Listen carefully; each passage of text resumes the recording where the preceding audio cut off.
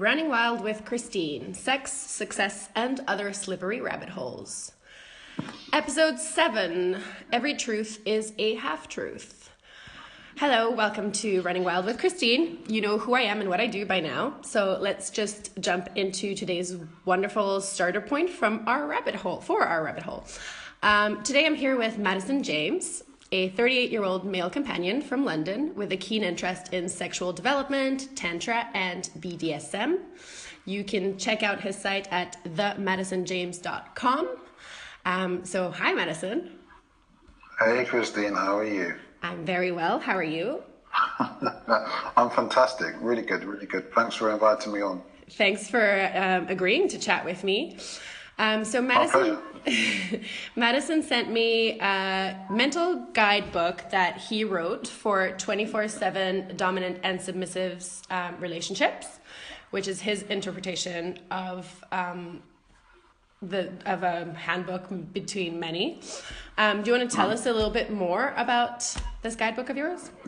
Absolutely, yes. So I guess the best way to describe it is a combination of many of the principles of BDSM and the philosophies of certain hermetic teachings. Essentially, it's a mental guide. BDSM a lot of the time focuses on, the whips and chains and tying people up and the physical side. Of course, yeah, which is definitely part of it. It's definitely a keen interest of mine, but I think there's so much more to it on the mental side. My own belief is that everything is mental, especially our sexuality. Mm-hmm. So that's the approach of the guide, really. You said to me earlier that this wasn't sort of a conscious decision of yours to write it. It sort of happened that you ended up writing it.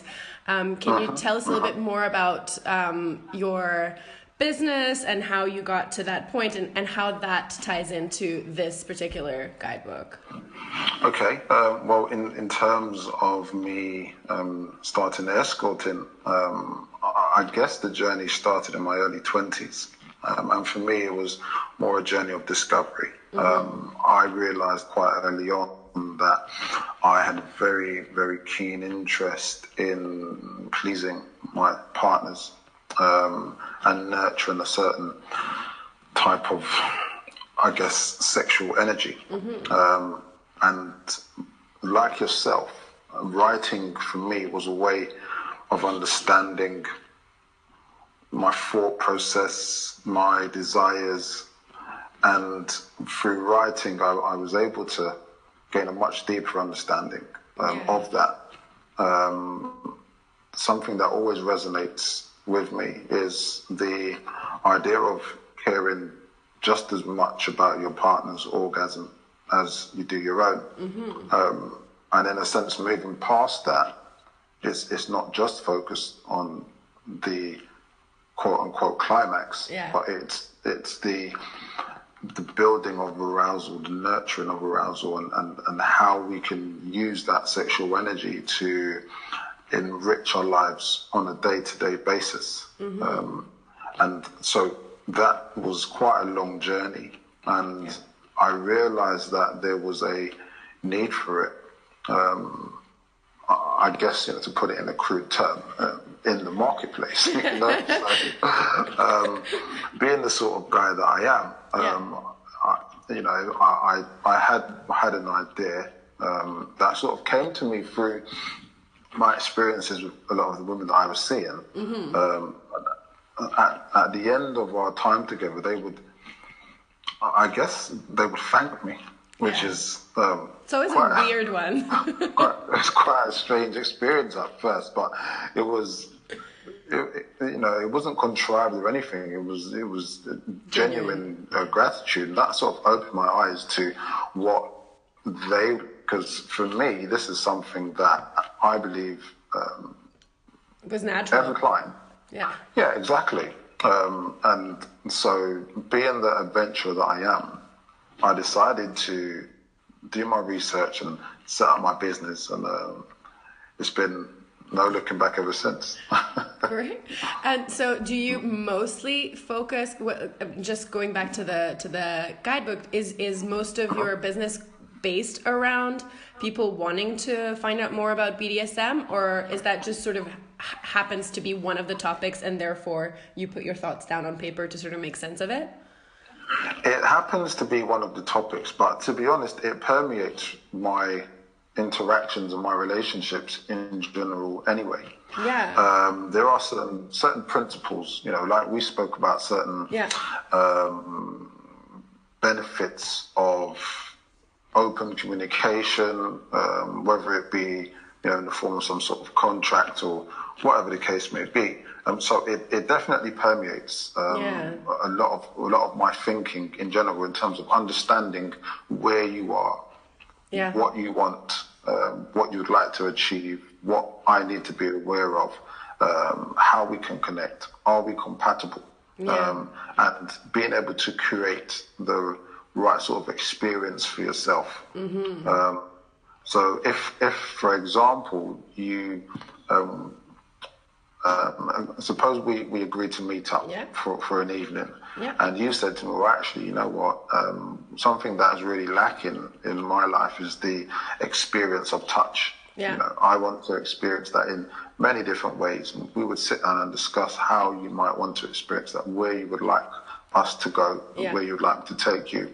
And through the understanding and experience of planning BDSM sessions, I was able to take that concept and apply that in a more general broad, approach. And this is something, it goes back to, Madison and I were discussing this just before, the conversations that we have in the previous episode with Anita Cassidy about having those difficult conversations early on, which doesn't come naturally in sort of non-contractual or situations where you don't have sort of a legitimate reason to have the sort of, let's set up how this is going to look or how this is going to work. You just don't have them, and then you are sort of stuck in this trying to please or trying to be attractive or pretending that you're someone that you're not, to please someone in this weird current courting process that we have. Versus actually we could apply that, you know, those what if conversations that I talked about with Anita are very similar to your conversations ahead of a session with a client and to the contract in BDSM. Absolutely. I think it's a fantastic point that you touched on, because, I mean, you know, we've all been in relationships where we've gone through that honeymoon period, you know, and everything is fantastic. And then slowly but surely we start to realize certain character traits, in our partner. We also become relaxed and, you know, let out a lot more of our personality that we sort of kept subdued. And by that time, you're so emotionally invested that you're kind of railroaded. You don't have the freedom to really assess things from a logical perspective in terms of, well, actually, are we compatible? You take things personally. You feel like you've been cheated or lied to, or there's some sort of like, where is this coming from, blindsided feeling that just takes over, and then you can't just be like, actually, is this something that you need, or is this a part of you that you want to work on, or is this, you know, there's no space for that conversation because it becomes something that's a personal attack on like, you didn't tell me, or you hid this. And I think that's sort of detrimental to every human interaction, is that, you know, it comes from ego, essentially. It has to. That's my personal opinion. I agree. Yep. Because if it wasn't for ego, why would we be doing this? You know, why would we be doing it this way? I agree. Yeah, that is the defense mechanism kicking in. You feel like you're under attack, but discussed earlier on in our conversation in terms of the whole courting process. The more and more I think about it, it definitely seems kind of ass backwards in terms of us going into an agreement, essentially, without having really discussed just say it, you know, the requirements on either side. It's almost like a taboo. To say, well, actually, this is really important to me. And it could be anything from the physical to the mental stimulation that you may require, certain sexual satisfaction, certain kinks you may have, emotional support, you know, issues you may have faced, what your boundaries are. Yeah, what your emotional baggage is. And I think, exactly. And I think that's one of the points that you make in the guidebook, is that maybe we don't have those conversations, or you know, the way that you establish a contract can differ for each individual, because it might be scary, the level of vulnerability you're showing. I think that's sort of one of the side notes that you make in that part about contract. And that was really interesting for me, because this is one of the major points of my book, is trying to turn vulnerability into the quality that it is, and not the major sort of risk, the scary bit. It's like, no, actually, I'm choosing to be vulnerable with you, because that's what it's supposed, like, that's what the goal is, that you are the one person or the two people or however many people you want it to be, but you are people that I'm trusting with myself, so that's the richness of the exchange. So I'm always a little like thrown when we have, as a society, such a negative understanding of vulnerability, how it's, you know, this like very scary state of being. I totally agree. I think in that instance, it's especially important to be clear on the type of person you're dealing with. Do they have the sort of mindset that is able to provide the sort of support that you may want or you may require? Or is it something that you're going to sort of figure out later on down the line when things blow up and they're not able to, you know, offer you what you need? It makes much more sense to me to be able to have those open what-if conversations from the get-go. And the reality is that a lot of the time, the reason why we don't have those conversations is because we're afraid of scaring the other person off. Yeah. But the truth is that if that is the case, then that person needs to go. They're not the one. And having the inner strength to say, well, actually, you're not right for me, and I'm not right for you. Yeah. There's nothing wrong with that. That's completely fine.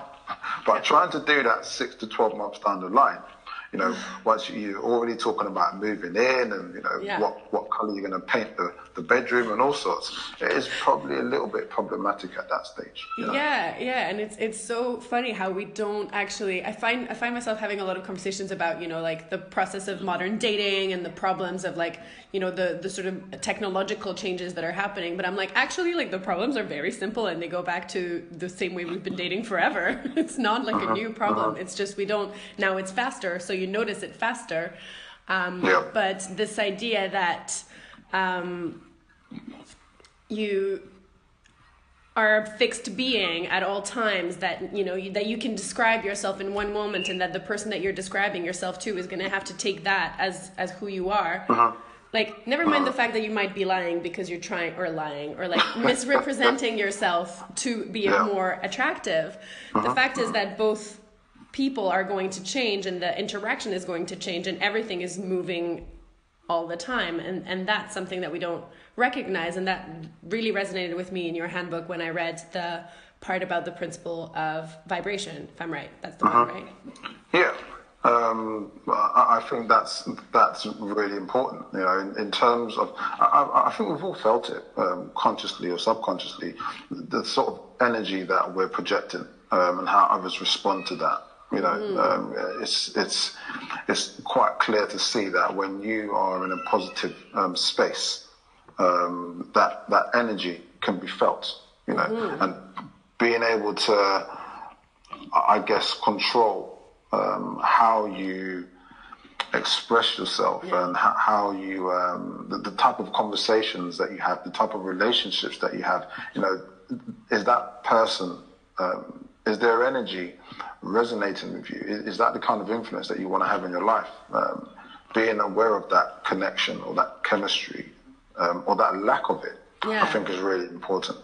Another area that I think is really interesting is the area of, I guess, arousal and sexual transmutation, which is the idea of, or practice of, harnessing your sexual energy and channeling that into different areas of your life, just to empower you.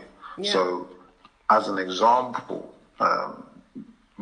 something that I do with some of the ladies in my life is, at any one time we could, be on the phone, or we could be together, for example, and I may have you touch yourself in a certain way, and I may bring you to a certain level of arousal through you touching yourself and me sort of guiding you, bringing you back and forth, and bringing it to a certain point just before climax, and then I may actually deny you that climax.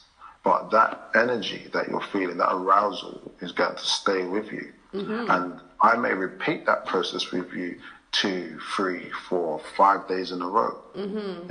And you could just imagine on a day-to-day basis, with that level of intensity building inside you, how you would be able to transmute that sexual arousal into other areas of your life. You wouldn't, when you're walking down the street, you definitely have that sort of glow about you, which is something that I'm genuinely attracted to myself. So that's really interesting. It is really interesting. It's funny because it sort of brings me back to a few years ago, and it's very clearly written in the book, but I had my first orgasm, quote unquote, late in life. And so I think that up until that point, that was sort of my permanent state of being. You know what I mean? Because it was just something, and I think it was very unconscious, because I wasn't aware of why or how, or, it wasn't something that I had understood, because it was sort of a quest with no ending. And so I think that it's a very interesting sort of positive side to being, I guess, pre-orgasmic, if we're going to put a label on it. But that energy and that sort of feeling is especially as women, we don't really discuss it. It's not a topic that even me have a habit of talking about with my friends. And so it's interesting to see how we don't acknowledge certain drives or certain sources of energy, or in general, sort of your sexuality as a base for the rest of your life, or like the rest of the aspects of your personality. And so that's really interesting to dig into. Yeah, I think it sort of reminds me of the Madonna whore complex, which was sort of popularized by Sigmund Freud back in the days, where he talks about the he says something along the lines of the inability to maintain sexual arousal for your partner, but yet at the same time we lust after people that we don't have. And I think there's something really interesting in that. I think if we unpack that a little, it's, for me, it seems to do with the unrealistic and counterproductive pedestal that we as a society expect women to adhere to through all types of social dogmas. Religion plays a big part in it. So in terms of a woman being openly able to express herself sexually without the blockages, she's often considered a slut or of low moral standings. I have no idea what you mean. I just think it's ridiculous. The thing that I find so counterproductive is that if you take a typical guy, for example, he would want a woman who is able to tune into her sexuality and express that. That's the reason why the porn industry is so so massive. Which I think personally is a bastardization of true sexuality anyway, for commercial gain. But in any case, that desire is clearly there, but we act counterproductively in terms of how we sort of stagnate people's sexuality in general. You can't say this, you can't do that, because if that's the case, then you'll be looked down upon. People are going to frown at you. The whole sort of slut shaming thing, I think, doesn't help any of us, to be fair. No, and conversely, I think there's also the other side to it, where I met a guy recently who was telling me, People are telling me weird things nowadays, like without any context. And he was telling me that he was struggling to, I guess, outside of sort of outside of like FetLife or outside of any sort of prescribed safe place, he was struggling to find dominant women. And I thought the way that he was expressing these feelings, I felt really bad for him, because I could tell that he was struggling with all of this social weight as well of having to be the dominant man. And like that's the sort of flip side of it is it's not, you know, it's not only a sometimes gendered issue, it's just those roles, those pigeonholes that we're put in, regardless of which one you find yourself in. There's always sort of a counterbalance to it where, unfortunately for him, he was like, I just like want to enact this. I mean, maybe it's a lifestyle or maybe it's his fantasy. I don't know him that well. And I think he has the path yet to uncover. But it was interesting to see how much it seemed to weigh on him. And I was like, I feel for you, because it's sort of the same thing that I deal with other, you know, social pressures that are so, like you said, counterproductive. Because it's not helping anybody. And we're putting people on opposite sides of preconceived sort of social constructions, like, you know, good or bad, or like you said, slut or wife, and those invented concepts that we sort of just run with, and we don't stop to question, why isn't there more of a spectrum, and why can't we discuss things on a more gradient way? It's not all like good or bad or black and white. It's like, well, actually there's like things that are good and bad, and things that aren't either good nor bad. There's so much more to it. And I think that's a conversation that we're not used to having. I totally agree. The example that always comes to mind is, you know, at some stage, you know, we thought the earth was flat. You know, that was a genuine belief, you know.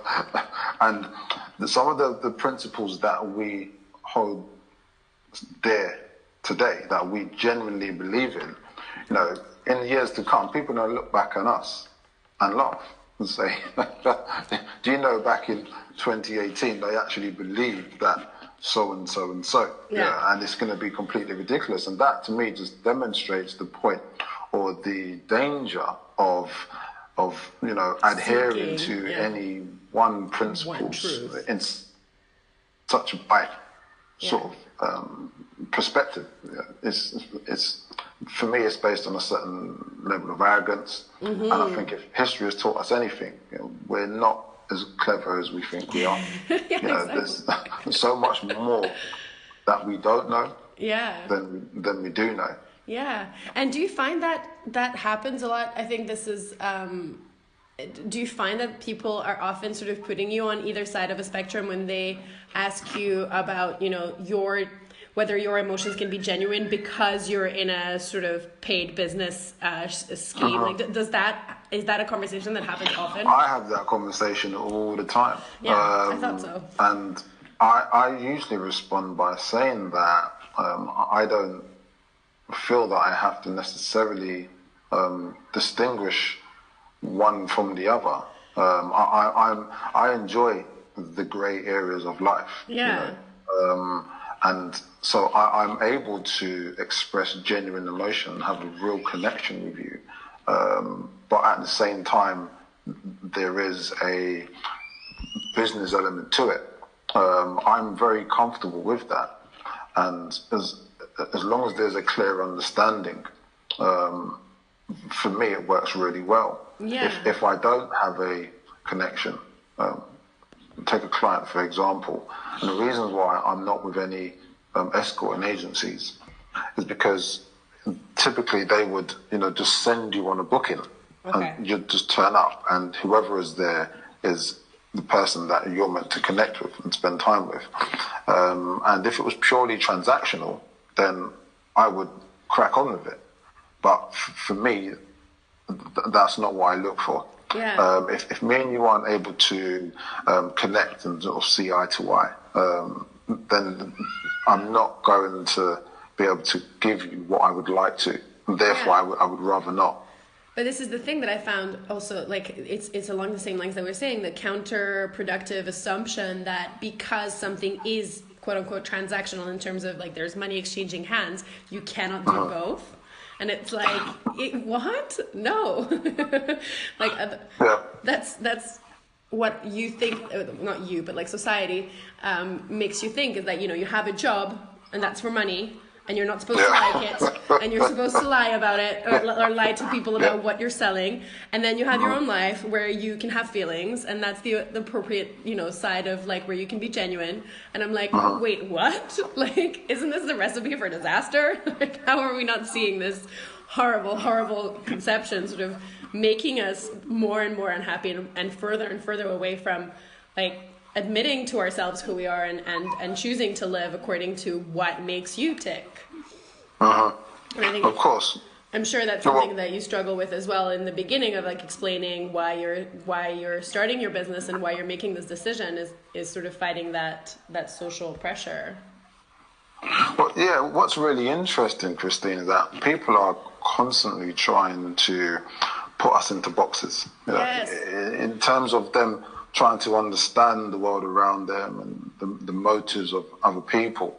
But the problem with that is that the boxes that we try to put people in are inherently based on our own perspective, you know, which is just one perspective. Yeah, in one time. Exactly. You know, I think it's definite. Well, it doesn't work for me because if you try to put me in a box today, tomorrow you'll be a completely different box. Yeah. You know, and what you thought was true today is probably not going to be true tomorrow, because we're not, like you said, it's not black and white. There is a beautiful grey area of life that if we are open-minded enough to explore, I think we'll discover a lot of pleasure in those areas. And it's funny how we don't, as a society, acknowledge the benefit of putting pleasure at the forefront, of making pleasure the goal, whether it's with food or whatever. You know, we just have these construct that it's like, well, you're supposed to control every bit. You're supposed to control every side of you. And it's like, why? Where is this idea coming from? I'm not, you know, I understand the issue of control if you have like a problem controlling whichever appetite, be it for food or for sex or for, you know, if it becomes unhealthy, I understand. But this idea that we're supposed to be very careful and deliberate about everything, I'm like, isn't that taking away from sort of like the beautiful mess that life is? That you just sometimes should just embrace and float along.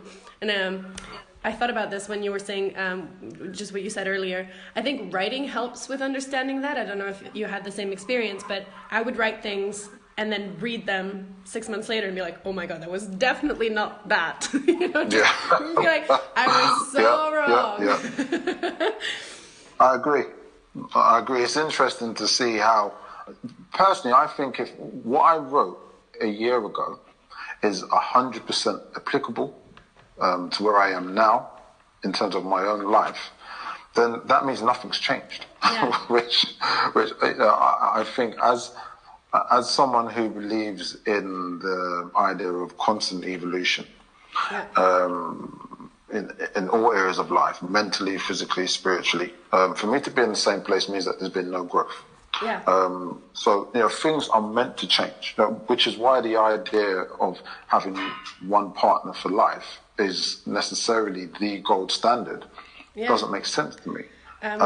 We were talking about this yesterday with, I think I sent you the Esther Perel talk. She was like, oh, you know, in society, you were meant to have one person for life. Now it's like one person at a time, but it's still the same assumption. Even if the time frame changes, it's still like, that one person is responsible for your happiness. And it's like, what? No. Like, you can never be in charge of someone else's well-being. Exactly, and I think the idea that one person is supposed to fulfill all your needs is a fallacy, and most of us just put up with it, just sort of exist, you know, and just sort of make do. But the reality is that if we had the choice, we would actually look for an alternative. Now, for example, I may have two partners. I may receive a certain type of, or have a certain type of connection with one partner, and a different connection with another partner. Doesn't necessarily mean that I prefer one over the other. It's just that we are able to give each other different things based on what is important to us and our character. I think there's nothing wrong with that at all. No, and I think that also the assumption that it's a zero-sum game is a fallacy too. Like, because I'm giving love to you, that means I'll have less love to give to someone else. Or, I mean, I'm using the term love broadly, but it's like, no, like you're made to share. That's what we are as humans. It's not like the well is gonna dry up. Like, that's, where does that come from? Yeah. I agree. That would make us very sad human beings. It's like, well, now you're done. You spent all the things you had to. Like, what? But, exactly. Run out of credit. It's ridiculous. Yeah. Another thing that I found interesting, and I wanted to sort of address is in the handbook you say that the application of desire is a choice, but not the desire itself. In the context that you think being either a dominant or a submissive is not necessarily a choice. Can you unpack that for me a little? Absolutely. I would caveat that by saying this is my own personal perspective. I'm sure there are lots of people in the community that would be for or against my own personal view. But I think that if I take myself, for example, I'm naturally a dominant person. That's not a decision. It's not a mental thought process that I decided to implement. It's just the way my brain is wired. Now I could choose to subdue that or embrace it. That's the decision that I make. But the desire, which I believe desires come from our spirit. I don't believe desires are necessarily a mental thing. I believe mentally we are able to process and form a plan of action around those desires. But, my desire to write, for example, was based on a feeling or a need to express myself. Then my brain clicked in and said, oh, actually, how am I going to express myself? Yeah. Then I said, okay, let me put a few words on paper, and then there you go, then I'm able to link it and say, actually, I enjoy this writing process, but where did the desire come from? So that, for me, is applicable to the whole dominant, submissive dynamic. Yeah. I think you could teach someone to be dominant or submissive. I would never do that myself personally. If I meet in my personal life a woman who, because she wants to be with me and she knows that I have a soft spot for a submissive female, she attempts to adopt those character traits. That is a recipe for disaster. I wouldn't want to put her in that position. I don't think there's any real genuine benefit to be gained from it. I think we need to embrace who we are naturally. I think sometimes it takes time to figure that out. Yeah, absolutely. I couldn't agree more. And how does that? How do you see that in your clients? Like, do you see that sort of? Is that part of your mental development for yourself in sort of seeing the patterns and seeing the evolution and seeing the sort of women coming to realize who they are and what is their actual deep desire, even though they had a sort of assumption coming to you in the first place? Okay, so I'll give you a perfect example. A client of mine, she is in her mid-40s, very successful, runs her own business, high-powered in the corporate sector. And so on a day-to-day basis, even in her personal life at home, she's the boss. Yeah. Now, when it comes to my interactions with her, she is like the perfect submissive. she is, in terms of what I would want from a submissive female, she's absolutely spot on. She literally doesn't put a foot wrong. And because of that, I'm able to create development plan in terms of what is important to her. So for her, she wanted to be more confident. She wanted to explore her sexuality more. She wanted to be able to walk down the street and feel, more sexy, more powerful. And some practical things as well. She wanted to change her style. She wanted to explore makeup more. She wanted to have more fun shopping. So all of these things were incorporated into a plan in order to nurture that side of her. And through her submissive nature, I'm able to say to her, okay, babe, so this is what I want you to do for the next week. I want you to look into this. I want you to make sure you get that done.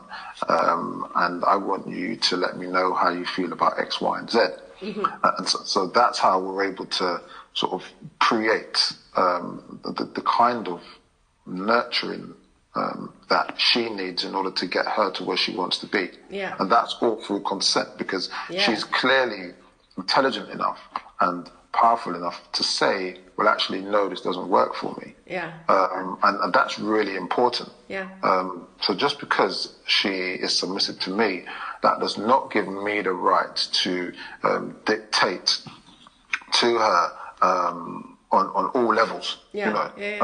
If she's not free to express herself, and she'll do it in a certain way.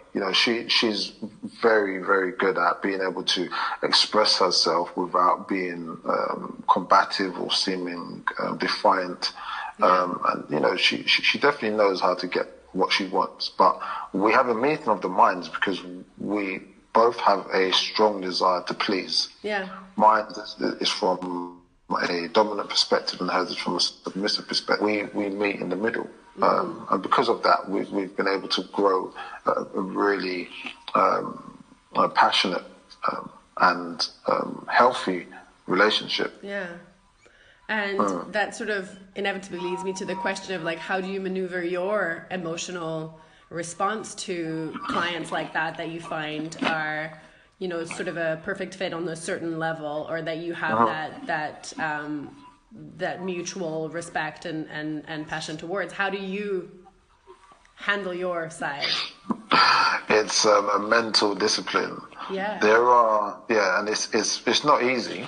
It's definitely something that takes a certain amount of time and thought and experience. Certain mistakes are made along the way, but essentially there are certain buttons or certain areas that I will not go because I know where it will lead. And so in walking the grey area, I need to be able to differentiate between what steps I should take, which ones I shouldn't. In terms of maintaining that balance of not going too far one way or the other. Yeah. I'm still able to express a genuine emotion. I'm still able to embrace her. Mm-hmm. But at the same time, I'm not trying to replace her husband. Yeah. I serve a certain purpose within her life. And within the parameters of that, we are free to express ourselves however we want to. Mm-hmm. It's so funny that you it's not easy. No, yeah, I can imagine, and I think, like you said, like, mistakes are made along the way, but I think that's how you learn what those triggers are for you, is by making those mistakes. There's no other way around it. I think we underplay the importance of making mistakes, and absolutely in general in life. I think a lot of us are afraid to make mistakes, especially when we think about our partners. Mm-hmm. And how, if you think about when we're intimate, a lot of things do not get said on either side for fear of hurting the other person's feelings or their ego. Guys are usually you've heard the term, the fragile ego. Yeah. And a lot of the time it's felt that if you say to a guy, well, actually, I want you to do it like this, or I really like that, or that's not working for me, let's try again. Yeah. Actually, that orgasm was really enjoyable, but I would like it to be prolonged. I want you to do it this way. Being able to have that open dialogue, I think, is so healthy. And if you put your ego aside, so if, for example, I'm with a client, bearing in mind that this is paid time, I'm paid to fulfill a certain role. If I have not provided the experience that I want to or is expected of me, I'm mature enough to be able to unpack that with my client and say, okay, well, what is it that was missing? How could we improve upon that case of hitting the bullseye first time? It's a process of learning and understanding and being real. Well, I'm not going to get it right first time all the time. I'm not a porn star. That's just not. That's not what I'm here for. And that's I'm here for a genuine connection with real substance. Yeah, and that's not what getting it right looks like either, or being a porn star. Exactly. But and so I think we have the ideal because of what is pushed out there in the media. This is how it's meant to be. When the reality is that what we're looking at on screen, and we're watching a lot of these orchestrated experiences in terms of porn and so on and so forth, it's not real. It's a theatrical expression of a certain type of sexuality and how it's expressed. But the reality is that it is a learning process. Yeah. And I think being free and being comfortable to say, sit down with your partner. And it could be a really intimate thing. You could literally be sitting down with your partner inside them, having a conversation about that, and just feeling each other.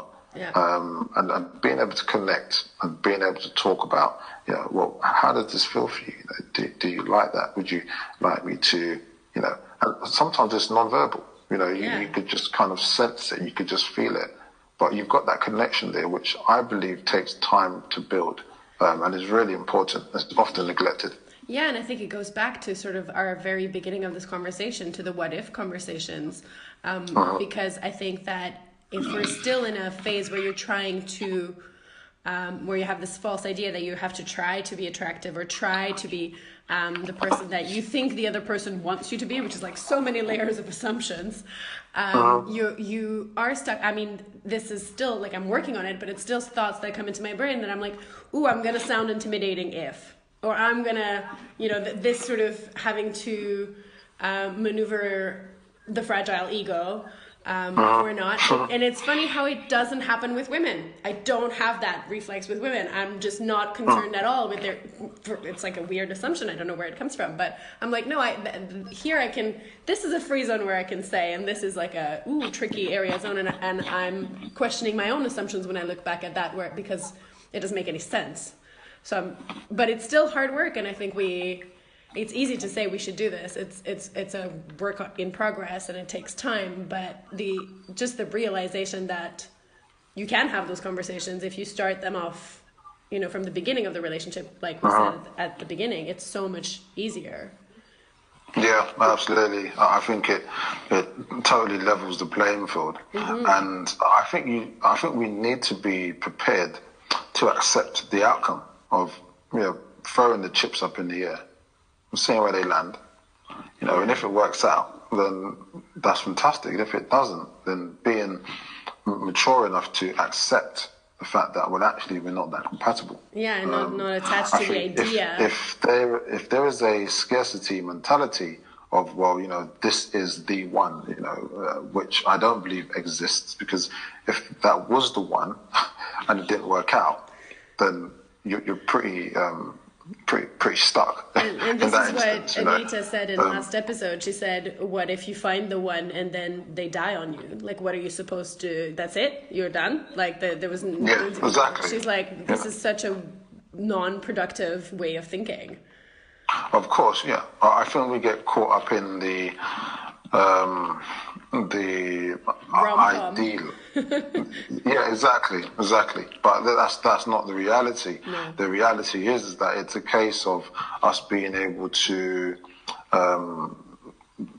determine whether a person is going to fulfill our needs, and that may happen over time. So, for example, something that I experience a lot within BDSM, and I've sort of expanded it to other areas of my interactions, is the idea of reviewing further as things develop.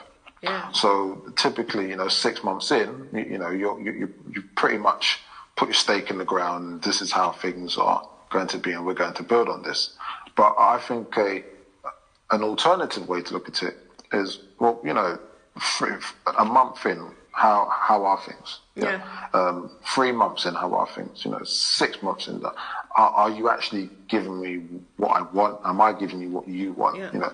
And having being open-minded enough to understand and appreciate the fact that, yes, we are trying to build something, but there's no guarantees that it's going to work. And over time, we're able to better understand that. Yeah. From day one, from the early stages, the honeymoon period, we're not in a position to make an informed decision. No. It's all based on emotion. And also we don't know that we're going to change in the same direction because we're two different individuals. Even though you're sharing and building something together, you're still living individual lives, and those change you even in the slightest of ways. And you can't know the future, so you can't know that it's going to go in the same direction. But if you keep checks and balances, that's the only way you can keep an eye out for that. Absolutely. So absolutely, it's about having the open dialogue and the honesty to address that. A lot of the time we approach them from a scarcity mentality. Yeah. If I lose this one, I'm going to have no one. Yeah. Well, actually, sometimes we need to have no one. Sometimes we need to take that time to work on ourselves and realize the power within of being able to say, well, actually, I would rather have no one than just have someone. To have someone, Yeah, of course. I agree. And that for me relates to the importance of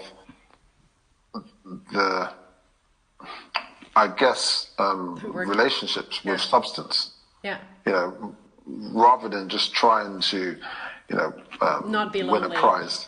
Yeah, exactly. Yeah.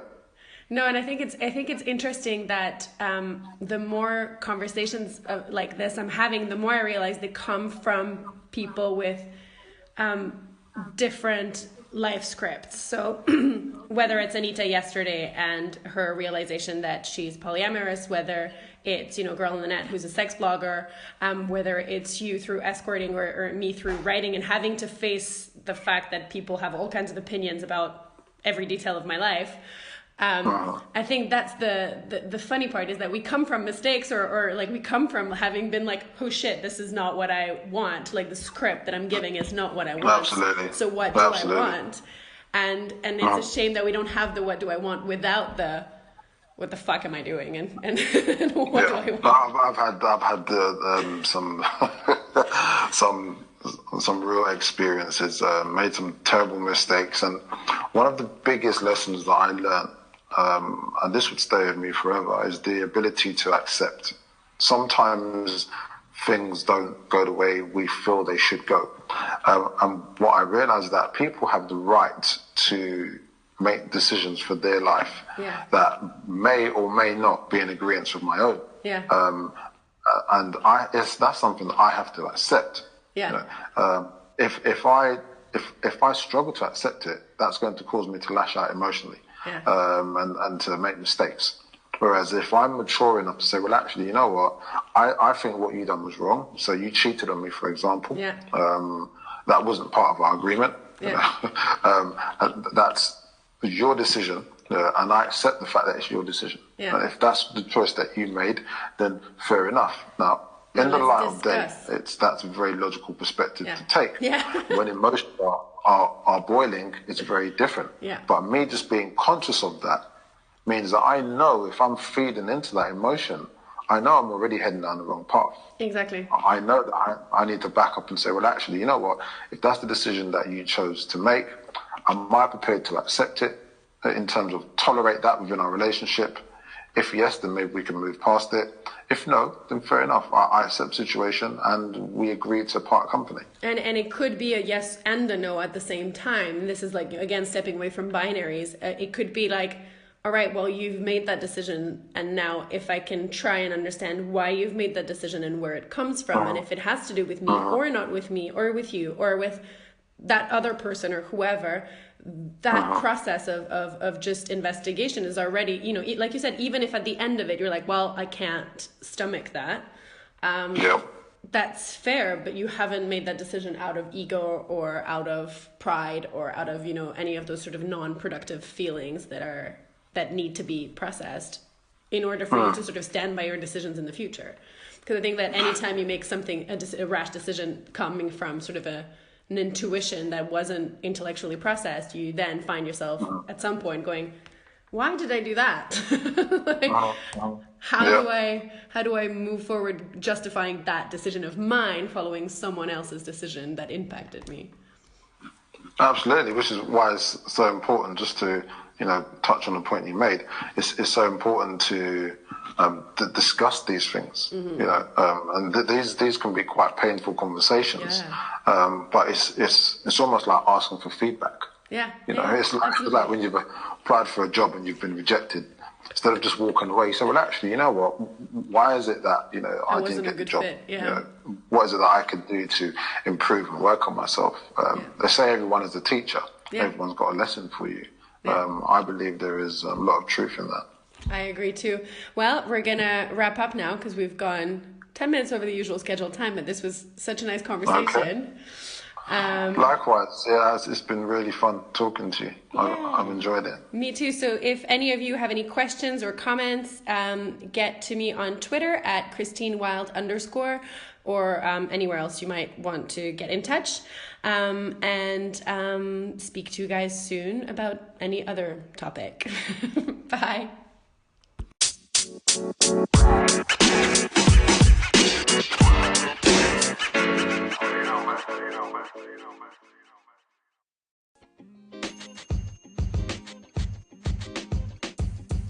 The podcast you just heard was recorded with Anchor. If you want to make your own, download the Android or iOS app completely free from anchor.fm/podcast. That's anchor.fm/podcast.